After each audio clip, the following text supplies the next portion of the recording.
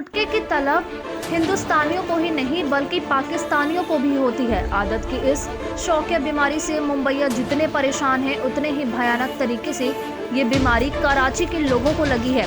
सुपारी, मसाले, तंबाकू और चूने का ये कसैला और कैंसरकारी मिश्रण मुंह में जाते ही जोर का भपका मारता है तो दिमाग में एक तरह का हाई क्रिएट होता है।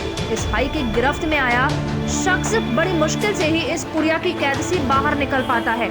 पाकिस्तानी आवाम को गुटखे की इस लत का आदी बनाने में भगोड़े दाऊद, उसके भाई अनीस और भारत के दो गुटखा किंग की आपसी दुश्मनी का बड़ा रोल है। पाकिस्तानी में गुटखा इंडस्ट्री कैसे पनपी, अंडरवर्ल्ड से इसका क्या कनेक्शन है, कैसे हिंदुस्तान को दो गुटखा किंग की अदावत दाऊद की अदालत में पहुंची। ये कहानी बम्बई से शुरू दुबई पहुंचती है, फिर कराची से जाकर पूरी होती है। इस कॉर्पोरेट जंग में फिर जो इंसाफ हुआ, उसके बाद कराची में एक मॉडर्न गुटखा मैन्युफैक्चरिंग प्लांट की नींव पड़ी। ये बात 22-25 साल पहले की है। भारत पाकिस्तान के बीच व्यापारिक संबंध कुछ खास नहीं थे। बावजूद इसके गुटखे की इस फैक्ट्री के लिए सारी तकनीक और मशीनरी मुंबई से कराची वाया दुबई पहुंची थी।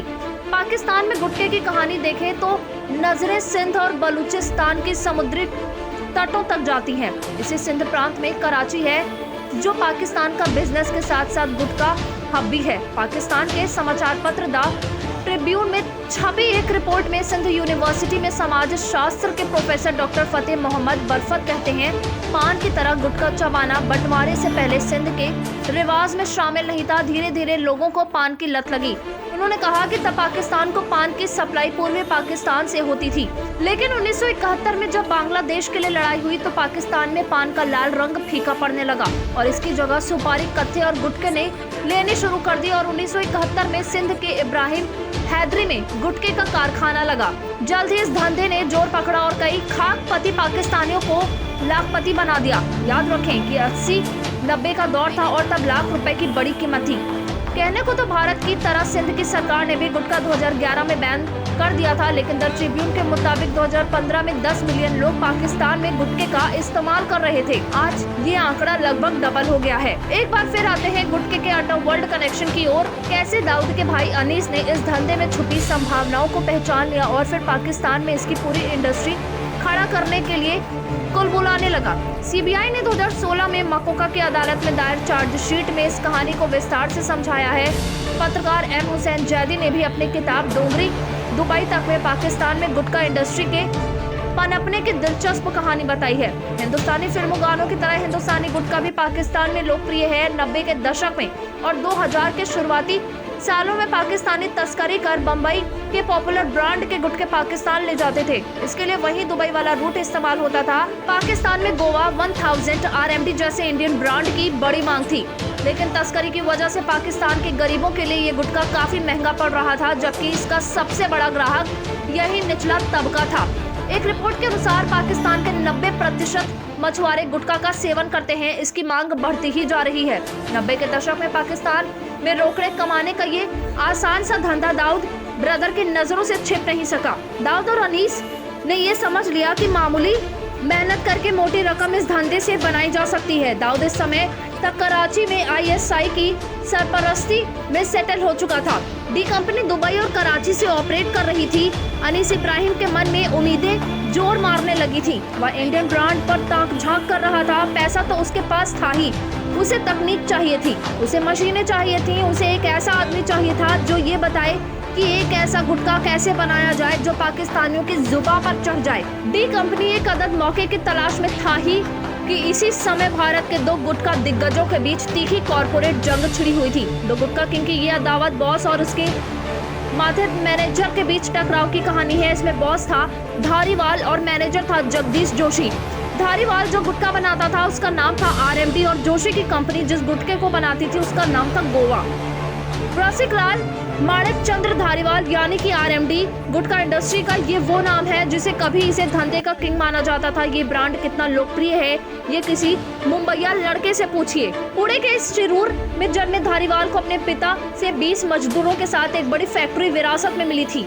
इसके दम पर वह गुटखा किंग बन गए, जिसका मार्केट वैल्यूएशन 8000 करोड़ तक था। इसी कंपनी में कभी मैनेजर हुआ करता था जगदीश जोशी। अपने ही मालिक से भिड़ने के बाद जगदीश जोशी ने खुद का गुटखा ब्रांड मार्केट में लॉन्च किया। नाम था गोवा।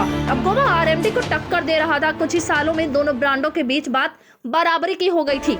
एम हुसैन जैदी अपनी किताब डोंगरी से दुबई तक में इस व्यावसायिक लड़ाई का खाका जबरदस्त अंदाज में खींचते हैं। वे लिखते हैं, विडंबना यह थी कि ज्यादा वक्त नहीं गुजरा था जब एक दूसरे के खून के प्यासे ये लोग एक ही टीम में काम करते थे। जोशी ने 1990 में बतौर मैनेजर अपने काम की शुरुआत की थी और इस ब्रांड को सनसनीखेज ऊंचाइयों तक ले गया था। पत्रकार जैदी के अनुसार मैनेजर जोशी को लगता था कि वो जितना मेहनत कर रहा है उसके एवज में वैसा मेहनताना नहीं मिल रहा है। महत्वाकांक्षी जोशी की राहें 1997 में धारीवाल से जुदा हो गई। उसने खुद की फर्म खोल ली। माना जाता है कि इन दो गुटों सामंतों के बीच 4 साल तक जंग जारी रही। इस लड़ाई की शुरुआत जोशी के इस दावे के साथ हुई थी कि धारीवाल पर उसका 70 करोड़ रुपया बनता है, लेकिन आरएमडी ने इससे सीधा इनकार कर दिया। हिंदुस्तान के दो पुड़िया किंग बकाए के लिए आपस में लड़ रहे हैं। जब ये बात दाऊद के छोटे अनीस को पता चली तो मानो उसके लिए ये बिन मांगी मुराद थी।